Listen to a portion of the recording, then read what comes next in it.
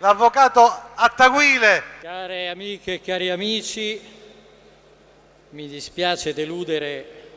soprattutto i catanesi che mi ricordano appassionato, a volte irruente quando era necessario, ma gli anni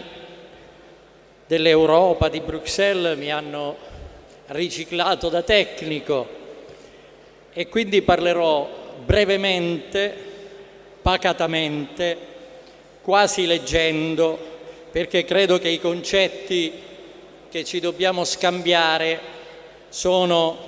chiari e devono essere la base di una linea politica, quindi depurati da tutto ciò che è enfasi. Credo che le autonomie sono la formula risolutiva per risolvere le crisi politiche che riguardano l'Europa, l'Italia e il Sud. Sud dopo 150 anni di tentativi mal riusciti di accelerarne lo sviluppo. E le crisi non si risolvono infatti con rigurgiti di centralismo del governo a guida leghista, spalmando e perpetuando il centralismo con il trasferimento dei ministeri, ma semmai abolendo i ministeri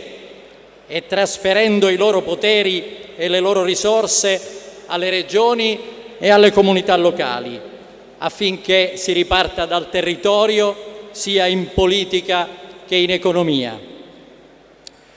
L'Unione Europea è ridotta a un condominio di vecchi stati, si vota perfino per millesimi, che hanno voluto amministratori del condominio oscuri e delegittimati, Van Rompuy, la signora Ashton, per continuare a mantenere i privilegi effimeri delle classi dirigenti di partiti nazionali senza orizzonte politico globale. Solo dal rafforzamento delle autonomie regionali e locali e collegandosi ad esse, l'Europa potrà trarre l'energia politica e la legittimazione dal basso che le vengono negate dai suoi stessi membri per esercitare il suo indispensabile ruolo e completare il superamento degli stati ottocenteschi. Il fallimento della politica mediterranea dell'Unione Europea e degli stati neocolonialisti che la impongono conferma la necessità di sviluppare i partenariati diffusi fra i soggetti locali delle due sponde,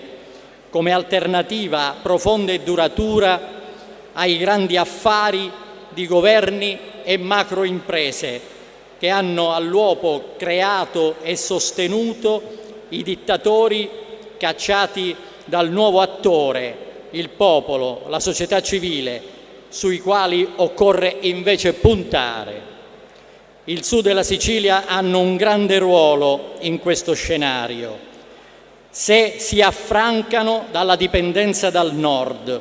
e si riposizionano come perno dello sviluppo economico e democratico della macro regione mediterranea. Per dare impulso a questa nuova politica, siciliani e meridionali devono trovare il coraggio di fornire molta più forza al loro partito dell'autonomia, come hanno fatto i popoli delle regioni divenute così le più progredite d'Europa, la Catalogna, la Baviera o in Italia il Trentino Alto Adige e la Val d'Aosta, mentre le regioni belghe da quasi 2 anni fanno volentieri a meno di un impossibile governo federale. Il nuovo movimento delle autonomie, a sua volta, dovrà rendersi consapevole, interpretare e gestire questa grande responsabilità, con un'adeguata classe dirigente attinta da giovani e società emergente, mediante alleanze sociali e politiche coerenti, omogenee e autenticamente progressiste. E qui mi riappassiono, caro Presidente, dicendo anch'io innanzitutto con chi ci sta e soprattutto a partire dai siciliani. Grazie e buon lavoro.